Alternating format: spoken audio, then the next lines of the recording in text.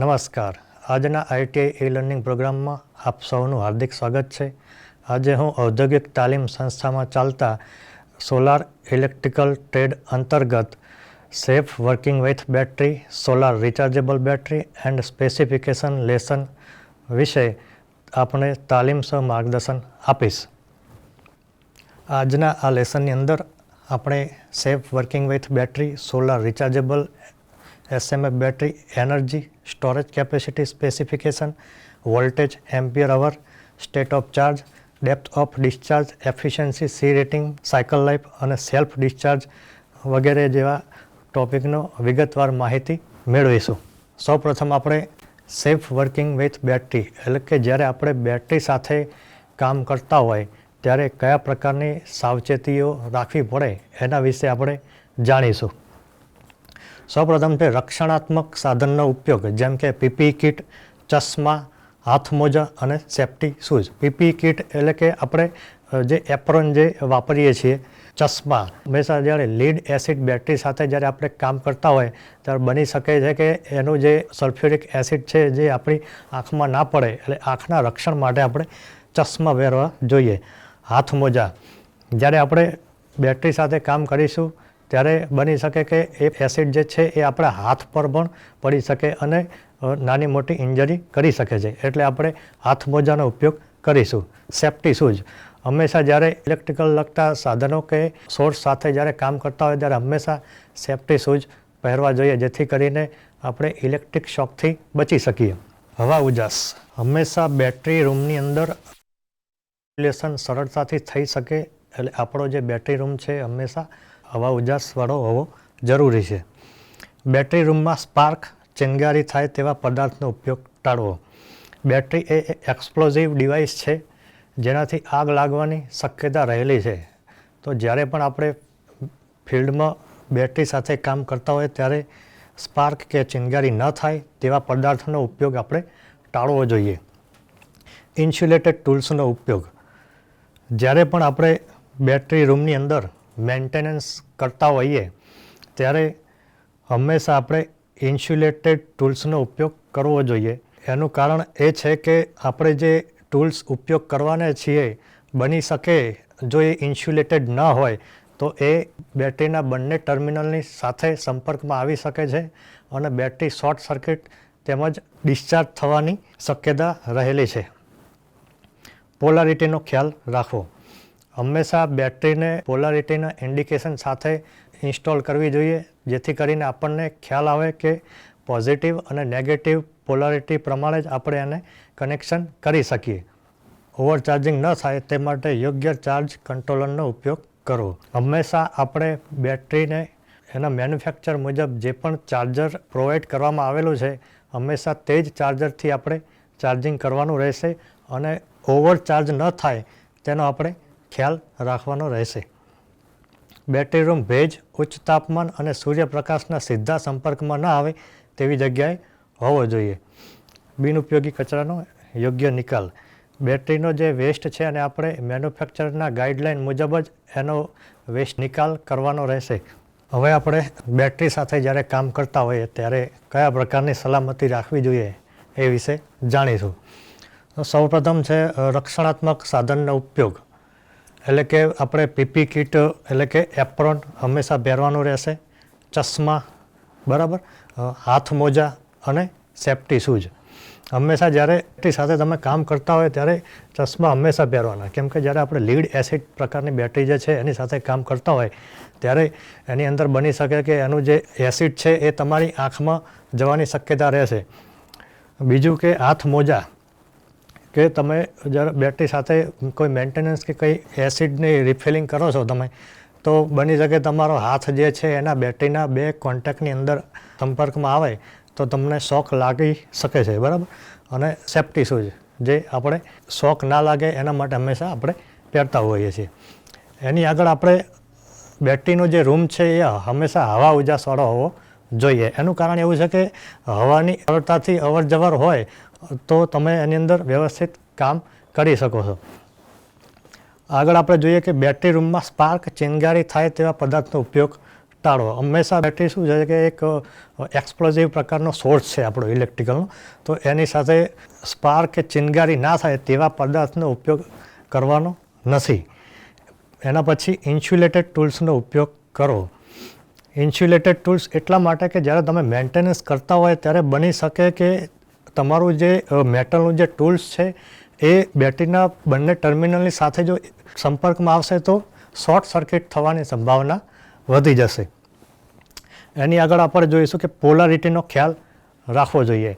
પોલારિટીનો ખ્યાલ જો નહીં રાખવામાં આવે તો પોઝિટિવ અને નેગેટિવ બે ટર્મિનલ શોર્ટ થવાની શક્યતા રહેશે અને એના કારણે આપણી બેટરીની અંદર નુકસાન થશે. એની આગળ આપણે હવે જોઈએ કે ઓવરચાર્જિંગ ન થાય તે માટે યોગ્ય ચાર્જ કંટ્રોલરનો ઉપયોગ કરવો. આપણે ઘણીવાર એવું કરતા હોઈએ છીએ કે બેટરીની સાથે ગમે તે વધારે વોટનું કે વધારે એમ્પિયર અવરનું ચાર્જર આપણે લગાવી દઈએ. એના કારણે શું થશે તો બેટરીની જે લાઈફ છે એની અંદર ઘટાડો થશે. તો આપણે ઓવરચાર્જિંગ ન થાય એટલે સ્પેસિફિક એનું જે મેન્યુફેક્ચરે જે ગાઈડલાઇન મુજબ જે ચાર્જર વાપરવાનું કહ્યું હોય એ પ્રમાણે જ આપણે એને ચાર્જિંગ કરીશું જેથી એ ઓવરચાર્જ ના થાય. આગળ બેટરી રૂમ ભેજ, ઉચ્ચ તાપમાન અને સૂર્યપ્રકાશના સીધા સંપર્કમાં ના આવે તેવી જગ્યાએ હોવો જોઈએ. જ્યાં ભેજ ના હોય, ભેજ લાગશે એટલે શું થશે કે જે એના જે ટર્મિનલ છે એ કોરોઝન થશે એની અંદર અને ઉચ્ચ તાપમાન અને સૂર્યપ્રકાશ જો થશે એના ઉપર આવશે તો એનું જે ટેમ્પરેચર જે તાપમાન છે એ વધી જશે અને એના કારણે જેની લાઈફ સાયકલ છે એની અંદર ઇફેક્ટ પડી શકે. બિનઉપયોગી કચરાનો યોગ્ય નિકાલ. બેટરીનો જે વેસ્ટ છે એને આપણે પદ્ધતિસર એને નિકાલ કરવો જોઈએ.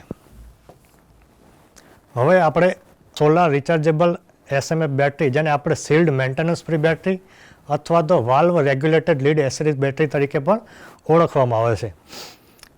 આ બેટરીની અંદર લાઈફ ટાઈમ દરમિયાન પાણી કે એસિડ ઉમેરવા તેમજ કોઈપણ પ્રકારના મેન્ટેનન્સની જરૂર પડતી નથી. આપણે જાણીએ છીએ કે લીડ એસિડ પ્રકારની જે બેટરી આપણે વાપરતા હોય ત્યારે આપણે એની અંદર એસિડ અને પાણીનું જે કન્સન્ટ્રેશન છે એને જાળવી રાખવું જરૂરી હોય છે.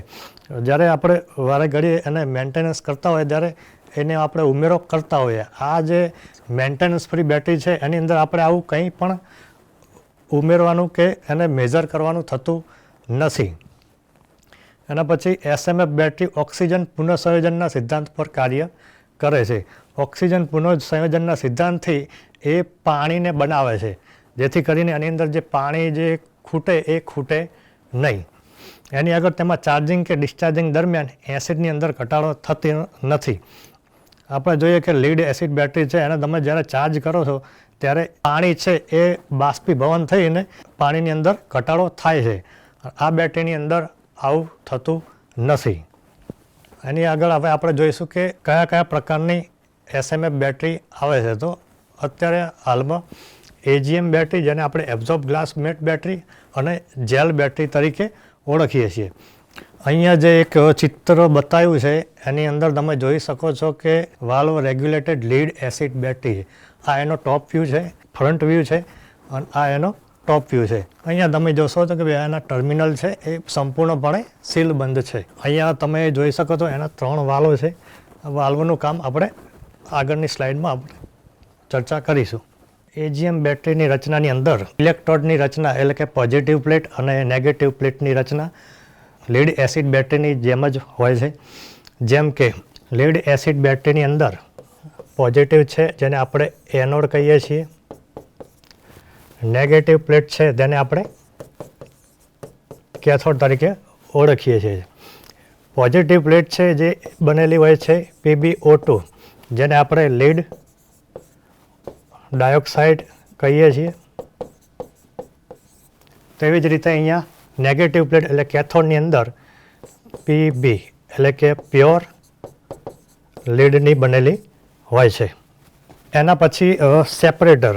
એજીએમ બેટરીની અંદર મેઇન જે મોટો ભાગ ભજવતું હોય તો એ જે છે સેપરેટર.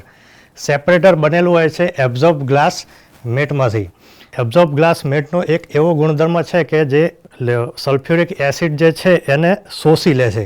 બસ આ જ ગુણધર્મના કારણે અહીંયા મેન્ટેનન્સ ફ્રી બેટરી અહીંયા કામ કરવા લાગે છે.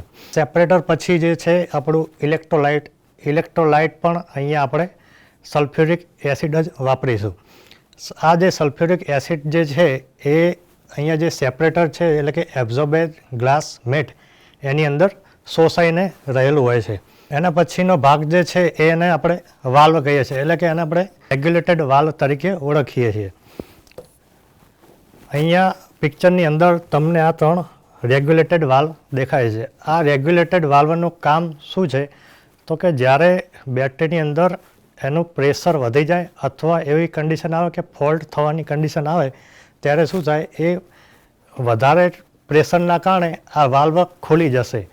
એ વાલ્વ ખુલી જશે એટલે એમાંથી જે ગેસીસ જે છે એ બહાર નીકળી જશે અને આપણી જે બેટરી જે છે એ સલામત થઈ જશે. એના પછીનું જે છે શિલ્ડ કવર. આ જે બેટરી જે છે ચારે બાજુથી શિલ્ડ હોય છે. તમે અહીંયા જોઈ શકો છો કે આ એનો ફ્રન્ટ વ્યૂ છે. આ જે બેટરી જે છે ચારે બાજુથી શિલ્ડ કરેલી છે. હવે આપણે જોઈએ કે જેલ બેટરીનું કન્સ્ટ્રક્શન. સેમ આપણે જે લીડ એસિડ બેટરી અને એજીએમ બેટરીની અંદર જોયું કે ઇલેક્ટ્રોડ એટલે કે પોઝિટિવ પ્લેટ અને નેગેટિવ પ્લેટની રચના ત્રણેયની અંદર સરખી જ છે. એના પછી આવશે ઇલેક્ટ્રોલાઇટ.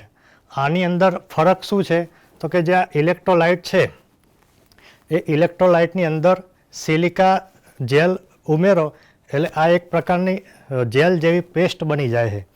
આ પેસ્ટ જે છે એ ઇલેક્ટ્રોલાઇટને જકડી રાખવાનું કામ કરે છે. એના પછી સેપરેટર તરીકે એને આપણે એબ્ઝોર્બ ગ્લાસ મેટ અહીંયા વપરાય છે. એના પછી વાલ્વનું કામ જે આપણે આગળ જોઈ ગયા તેમ અને એના પછી શિલ્ડ કવર. હવે આપણે જે શિલ્ડ મેન્ટેનન્સ બેટરી છે જે એની મુખ્ય લાક્ષણિકતાઓ કઈ છે એના વિશે જાણીશું. તો પહેલું છે જે એની મુખ્ય લાક્ષણિકતા જે છે કે શિલ્ડ સંરચના. લીડ એસિડ બેટરીની અંદર શું હોય છે તો કે એ ઓપન હોય છે. જ્યારે એની અંદર આપણે શું કરવું પડે છે કે પાણી આપણે ઉમેરવું પડે. અહીંયા શું હોય કે આખી રચના જે છે શિલ્ડ કરેલી હોય છે. એના પછી વાલ્વ રેગ્યુલેટેડ હોય છે. એના પછી ઓક્સિજન પુનઃસંયોજન.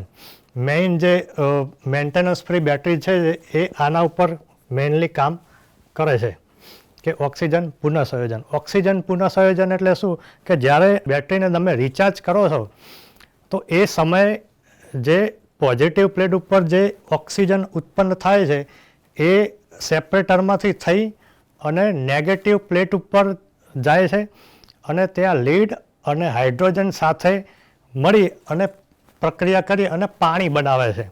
જેના કારણે આની અંદર પાણી આપણે ઉપર ઉમેરવું પડતું નથી. બીજું કે આગળ કે એને સરળતાથી સ્થાપિત કરી શકાય છે. બધી બાજુથી આ બેટરી જે છે એ સીલ કરેલી હોય છે તો એને તમે સરળતાથી ગમે ત્યાં ઇન્સ્ટોલ કરી શકો. જ્યારે લીડ એસિડ બેટરી જે છે એને તમે સરળતાથી ઇન્સ્ટોલ કરી શકો નહીં, કેમ કે બની શકે કે એનું જે એસિડ જે છે એ ઢોળાઈ જવાની શક્યતા રહે છે. એના પછી બેટરીને કોઈપણ સ્થિતિમાં ઉપયોગ કરી શકાય છે, જેમ કે આડી કે ઊભી. જ્યારે લીડ એસિડ બેટરી જે છે એને તમે જો થોડીક પણ વર્ટિકલ પોઝિશનમાં લાવશો તો એની અંદરથી જે એસિડ જે છે એ નીકળી જવાની શક્યતા રહે છે. જ્યારે આને તમે કોઈ પણ રીતે વાપરી શકો, ઊભી વાપરો યા તો પછી આડી, ગમે તે સ્થિતિમાં. હવે આપણે જોઈએ છે કે એસએમએફ બેટરી જે છે એના ફાયદાઓ કયા કયા છે. મેઇનલી પહેલું તો કે એની અંદર મેન્ટેનન્સ ફ્રી છે, એટલે કે એના અંદર આપણે કોઈ પણ પ્રકારનું મેન્ટેનન્સ આવતું નથી. જ્યારે લીડ એસિડ બેટરી જે છે એની અંદર આપણે પાણી પણ ઉમેરવું પડે, પછી એના જે કોન્ટેક્ટ છે એને પણ આપણે સાફ કરવા પડે. એના પછી લીક પ્રૂફ. આની અંદરથી ચારે બાજુથી જે બેટરી જે સીલ છે એના કારણે એનાથી કોઈ પણ પ્રકારનો લીકેજ આવતો નથી. Long life span. આ જે મેન્ટેનન્સ ફ્રી બેટરી છે એનો જે લાઈફ સ્પાન છે જે એટલે એની જે જીવનકાળ એ લીડ એસિડ બેટરીની સરખામણીમાં વધારે છે. એના પછી પર્યાવરણને અનુકૂળ. મેન્ટેનન્સ ફ્રી બેટરી હંમેશા થોડીક પર્યાવરણ માટે અનુકૂળ છે, જ્યારે લીડ એસિડ બેટરી જે છે એની અંદરથી જે ગેસીસ ઉત્પન્ન થાય છે એ પ્રદૂષણ ફેલાવે છે. એના પછી ફ્લેક્સિબલ ડિઝાઇન અને ઓછું વજન. મેન્ટેનન્સ ફ્રી બેટરી છે એનું વજન ખૂબ જ ઓછું હોય છે, જ્યારે લીડ એસિડ બેટરી જે છે એની અંદર કન્ટેનર છે એની ચારે બાજુ એસિડ ભરાયેલું હોય છે. એના કારણે એનું વજન વધી જાય છે. જ્યારે આની અંદર એનું જે ગુણધર્મ જે છે સેપરેટરનો ફાઇબર ગ્લાસ મેટ, એના કારણે શું જે એસિડ જે છે ને કોઈ એક જગ્યાએ જકડી રાખે છે, એટલે વધારાના એસિડ કે પાણીની જરૂર પડતી નથી અને એના કારણે એનું વજન ઓછું થઈ જાય છે. સરળ સ્થાનાંતર, લીક થવાની કોઈ શક્યતા નથી, એટલે તમે તેને ગમે ત્યારે કે ગમે તે રીતે એને તમે ખસેડી શકો, એટલે કે હેન્ડલ કરી શકો. એના પછી લો સેલ્ફ ડિસ્ચાર્જ. સેલ્ફ ડિસ્ચાર્જનો મતલબ અહીંયા એવો થાય કે બેટરી જ્યારે હોય અને એ કોઈ પણ ઉપયોગમાં ના હોય ત્યારે એ થોડા સમય પછી જાતે ડિસ્ચાર્જ થવાનું કામ કરે. હવે જ્યારે લીડ એસિડ તમે બેટરી જોશો તો કે એ ઝડપથી ડિસ્ચાર્જ થઈ જાય, કે માની લો કે 3 મહિના એ પડી રહે તો એની અંદર 8 થી 15% ડિસ્ચાર્જ થઈ જાય. જ્યારે આ મેન્ટેનન્સ ફ્રી બેટરી જે છે એનો જે ડિસ્ચાર્જ રેટ છે એ ઓછો છે લીડ એસિડ બેટરીની સરખામણીમાં. હવે આની ઉપયોગો વિશે જોઈએ તો મેન્ટેનન્સ ફ્રી જે બેટરી જે છે એ સોલારની અંદર ખાસ કરીને ઉપયોગ કરવામાં આવે છે. એના પછી કમ્પ્યુટર બેકઅપના યુપીએસની અંદર આપણે વાપરીએ છીએ. એના પછી હાઉસ હોલ્ડ ઇન્વર્ટર, એટલે આપણે જે ઘરની અંદર જે ઇન્વર્ટર વાપરીએ છીએ એની અંદર. એના પછી ઓટો વ્હીકલ, જે અત્યારે EVI જે છે, અને બીજું કે ઓટો વ્હીકલ એટલે કે જ્યારે એન્જિનને સ્ટાર્ટ કરવાનું થાય ત્યારે જે મેક્સિમમ પાવર જે આપવો પડે એની અંદર આનો ઉપયોગ થાય છે. એના પછી ફાયર અને સિક્યુરિટી એલાર્મની અંદર. એના પછી ટેલિકોમ્યુનિકેશનના સાધનોની અંદર. હવે એને આપણે સ્પેસિફિકેશન જે છે એનો અભ્યાસ કરીશું. પહેલું જે છે એના વોલ્ટેજ છે સામાન્ય રીતે 4 વોલ્ટ, 6 વોલ્ટ અને 12 વોલ્ટ. એને અહીંયા આપણે થોડુંક વધારે અંદરથી સમજી લઈએ. હવે આપણે જ્યારે વોલ્ટેજના સ્પેસિફિકેશન વિશે વાત કરીએ તો મેન્ટેનન્સ ફ્રી જે બેટરી જે છે એ આપણને 6 વોલ્ટ, 12 વોલ્ટ અને 7 વોલ્ટની અંદર પણ મળી રહેશે. વોલ્ટેજની અંદર આપણે જ્યારે વધારે વાત કરીએ ત્યારે નોમિનલ વોલ્ટેજ. બેટરીની રચના એ રીતની હોય કે એના અલગ અલગ જે સેલ છે, દરેક સેલ 2 વોલ્ટનો હોય છે. આપણે સામાન્ય રીતે અભ્યાસ કરી ચૂક્યા છીએ કે 2 વોલ્ટનો એક સેલ હોય છે. અહીંયા નોમિનલ વોલ્ટેજ એટલે 2 વોલ્ટ એના નોમિનલ વોલ્ટેજ હોય છે. અહીંયા એક સેલની વાત થાય છે. એના પછી open cell voltage.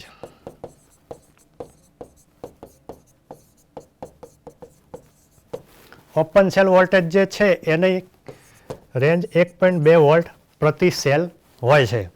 Float voltage એટલે શું કે બેટરીને આપણે ફૂલ ચાર્જિંગ સ્થિતિમાં રાખવાની, એટલે કે બેટરીને ડિસ્ચાર્જ થવા દેવાની નહીં. એનો ઉપયોગ ક્યાં થાય તો કે આપણે જે સબસ્ટેશન જે છે ત્યાં, આપણું જે યુપીએસ જે છે તેની અંદર, બરાબર. એના પછી બૂસ્ટ વોલ્ટેજ. બૂસ્ટ વોલ્ટેજ છે એ હોય છે 2.35 વોલ્ટેજ.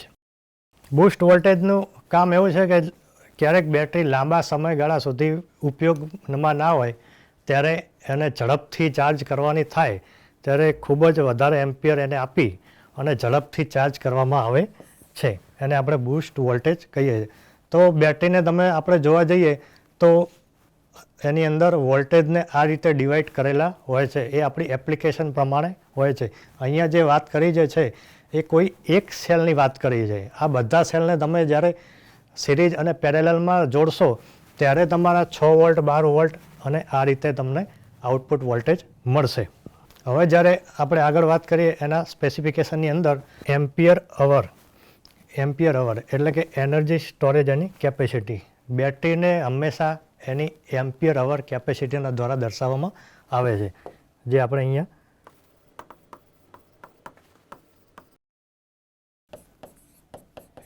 જ. આનો શું મતલબ થાય તો માની લો મારી જોડે 100 એમ્પિયર અવરની કેપેસિટીની એક બેટરી જે છે, તો આની કેપેસિટી કઈ રીતે ગણાય તો એનો મતલબ એવો થાય કે આ જે બેટરી જે મારી જે છે એ 100 એમ્પિયર મને 1 કલાક સુધી આપી શકે છે, બરાબર. એના પછી આ જ બેટરી 50 એમ્પિયર મને 2 કલાક સુધી આપી શકે.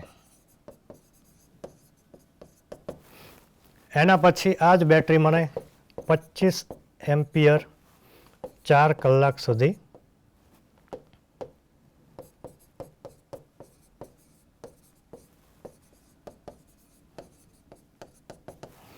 તો આ એનો અહીંયા મતલબ થાય છે કે એમ્પિયર અવર કેપેસિટી 100 એમ્પિયર અવર 100 એમ્પિયર મને 1 કલાક સુધી આપી શકે, યા તો પછી 50 એમ્પિયર 2 કલાક સુધી આપી શકે, યા તો પછી 25 એમ્પિયર મને 4 કલાક સુધી આપી શકે, યા તો 1 એમ્પિયર 100 કલાક સુધી આપી શકે.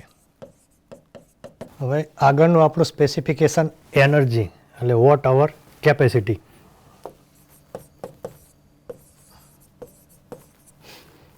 વોટ એટલે અહીંયા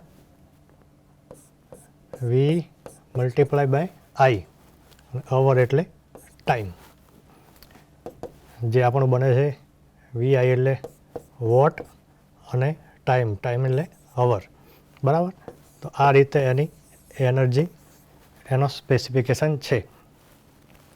એની આગળ સ્ટેટ ઓફ ચાર્જ એટલે કે એસઓસી, ઉપલબ્ધ સ્ટોરેજ કેપેસિટી પર્સન્ટેજમાં, તેમજ ડેપ્થ ઓફ ડિસ્ચાર્જ વપરાયેલ કેપેસિટી પર્સન્ટેજમાં.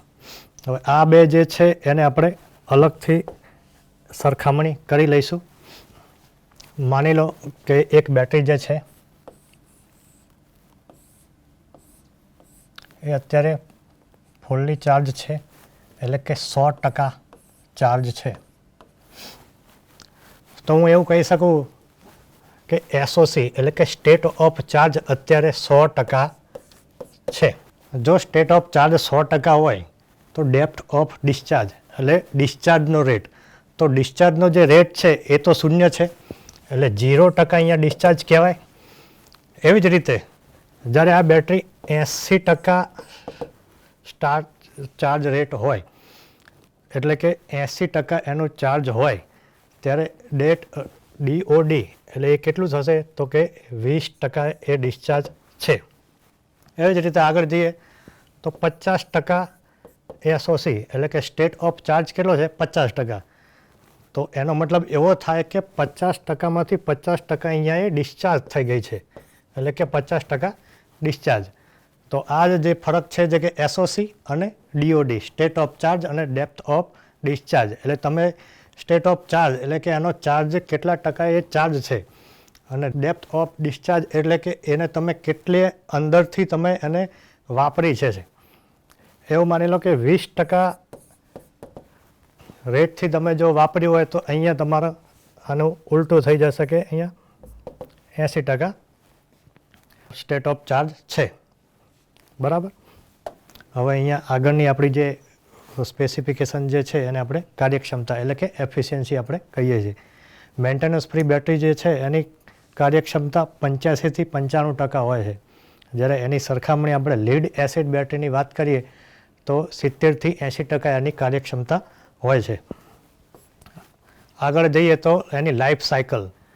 લાઈફ સાયકલ એટલે એક સાયકલ એટલે બેટરીનું ડિસ્ચાર્જિંગ થઈ જાય, એના પછી જ્યારે એને ચાર્જ કરવામાં આવે એ જે સમયગાળો જે છે એને આપણે એની એક લાઈફ સાયકલ કહીએ છીએ.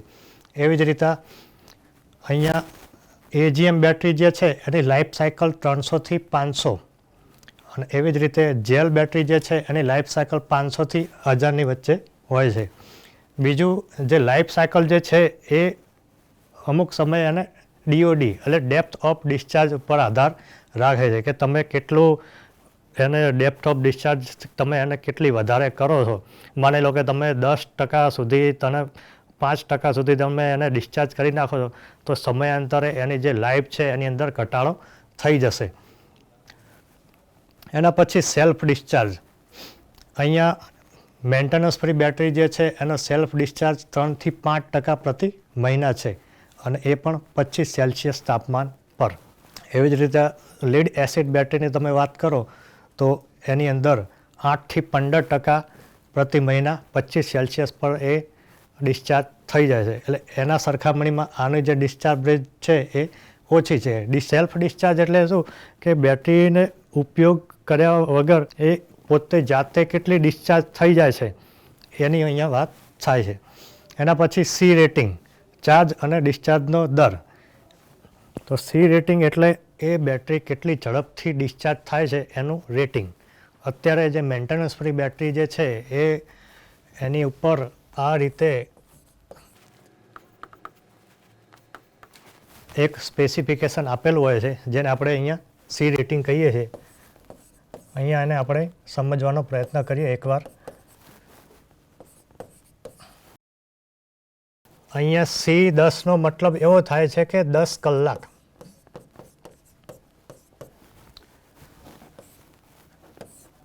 વીસ કલાક એટલે એનો મતલબ એવો થાય કે 220 એમ્પિયર અવરની જે બેટરી જે છે એ 10 કલાક સુધી તમને 22 એમ્પિયર કરંટ આપશે. એવી જ રીતે એની સામે આપણે કલાક 20 કરી નાખીએ તો તમને 20 કલાક સુધી 11 એમ્પિયર એ બેટરી આપશે. તો ઝડપથી ડિસ્ચાર્જ કઈ થશે તો કે આ બેટરી. એટલે સી રેટિંગ એવું દર્શાવે કે જે ઝડપથી કેટલી ડિસ્ચાર્જ થાય છે બેટરી એના વિશે. હવે આપણે આગળ જઈએ. હવે આપણે MCQ જોઈ લઈશું. પહેલા નંબરનો MCQ જે છે, બેટરીની કેપેસિટી કયા એકમમાં દર્શાવવામાં આવે છે?